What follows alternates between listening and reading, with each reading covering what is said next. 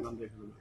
देखिए, बेहटा बंद फाटक का हमने लोगों की समस्याओं को देखते हुए ये निर्णय लिया था और वहाँ के लोगों का ये मैं समझता हूँ एक एक व्यक्ति के लिए, चाहे वो राजनगर राजपुरी का तरफ का मतलब जो हमारा रेलवे जो लाइन है उसके, चाहे पश्चिम का मामला हो या पूर्व का मामला हो, दोनों तरफ के लोगों के लिए उससे ऐसा लगता था कि ये दोनों एक दूसरे की अलग अलग कोई राज्य समझो या अलग अलग देश है, तो लोग जाने के लिए दिक्कत थी और कई बार फाटक पार करते हुए दर्दनाक मौत हुई है। और ये ज्वलन समस्या है, लोगों को कम से कम इसमें समय तो बचेगा और इससे यहाँ डेवलपमेंट भी होगा।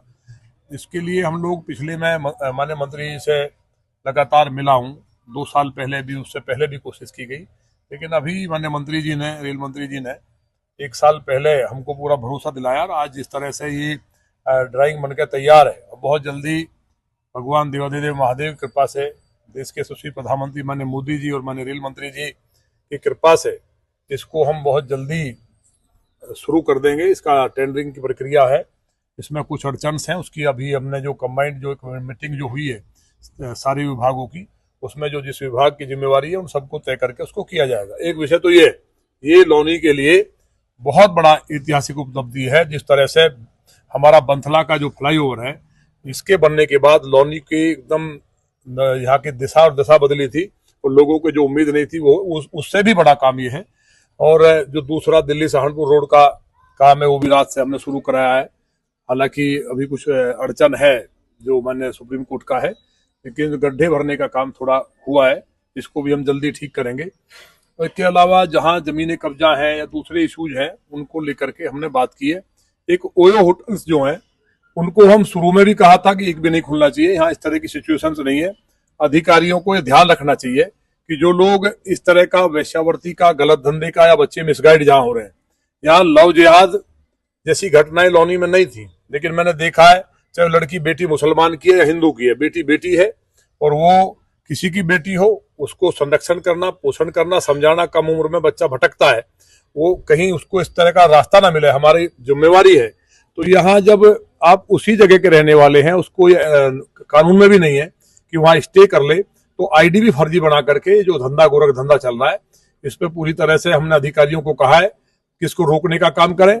और अगर नहीं रोकते हैं तो मैं खुद जाकर के छापा मारूंगा, और अगर छापा मारेंगे और उसमें जो संबंधित चौकी इंचार्ज है, क्योंकि एसीपी दोनों की नियत साफ है, डीसीपी साहब से बात हुई है, उन्हें कोई नहीं है, इंस्पेक्टर भी मुझे लगता नहीं इस तरह की घटिया चीजों में, क्योंकि कोई गाय के मांस का या मुर्गा कट रहा है, बकरा कट रहा है, जो जीव हत्या का या इस तरह के पाप कर्म का पैसा खाता है तो उनके परिवार को कीड़ा पड़ते हैं, लकवा मार जाता है, ये शास्त्रों में भी लिखा है। तो ऐसी मूर्खता के काम मुझे लगता नहीं कोई अधिकारी करेगा।